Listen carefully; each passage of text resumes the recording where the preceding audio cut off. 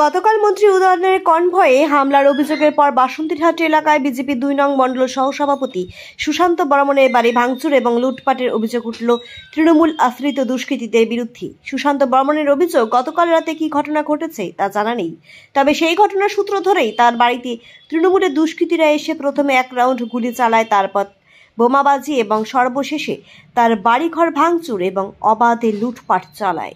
তিনি আরও অভিযোগ করেন, তার বাড়িতে বেশ কিছু নগদ টাকা ছিল। সেই টাকা ৩ ভরি সোনার গহনা এবং ৭.৫ ভরি রূপোর গহনা লুটপাট করে নিয়ে যায় তৃণমূল আশ্রিত দুষ্কৃতীরা। যদিও নিজেদের বিরুদ্ধে ওঠা সমস্ত অভিযোগ অস্বীকার করেছে দিনহাটা ২ নম্বর ব্লক তৃণমূল কংগ্রেস সহ সভাপতি আব্দুল সত্তার।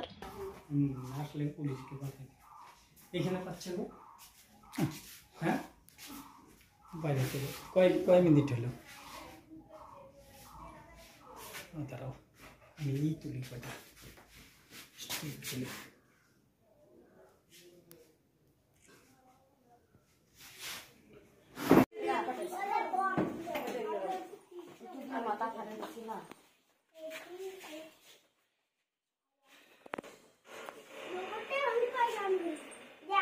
তো কালকে কি হয়েছে সেটা আমার সঠিক জানা ছিল না, তবে শুনতে পারলাম বাজারে নাকি টায়ার জ্বালিয়ে পথ অবরোধ চলছে।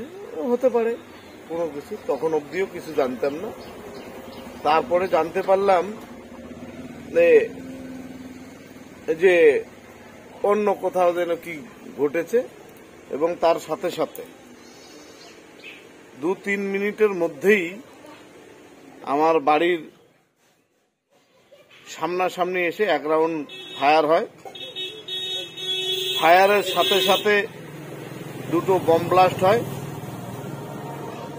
তারপরেই বাড়িতে ভাঙচুর শুরু হয়ে যায়। ভাঙচুরের সাথে সাথেই গোটা ঘরের শোকেস থেকে শুরু করে আলনা, ড্রেসিং টেবিল, হাড়ি, কড়াই, ট্রাঙ্ক, টিভি, মোটর সাইকেল, যা কিছু আছে সব তছনছ। সেই সাথে শোকেসের ভিতরে সোনার গয়না ছিল ৩ ভরির মতো এবং রূপার ছিল ৭-৮ ভরির মতো হবে। তার সঙ্গে কিছু টাকা ছিল নগদ। এদের মূল উদ্দেশ্য ছিল তছনছ করা এবং লুটমার করা। কারা করে? এটা তৃণমূলের হারমাত্রা। তৃণমূলের হাতমাত্রা সম্পূর্ণই। আমার এখানে ছবি আছে, যারা যারা এখানে আসছিলেন ছবি আছে এবং প্রত্যেককেই চেনা লাগবে। এবং আমার বাবার মাথায়, আমার বাবার ৭৬-৭৭ বছর বয়স, তার মাথায় এমন ভাবে গুরুতর আঘাত করা হয়েছে, সে এখন কোচবিহার এমজেএন হাসপাতালে ভর্তি।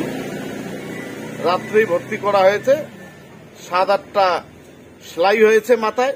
এবং আমার যে বয়স্ক মা, তাকেও ছাড়েনি, তারও এই গর্ধনার মধ্যে বাটাম দিয়ে মারছে। থানায় লিখিত অভিযোগ করেছেন? হ্যাঁ, থানায় লিখিত অভিযোগ জরুর। আমি মায়ের বাবার ওখানে ছিলাম, হয়তো করেছে।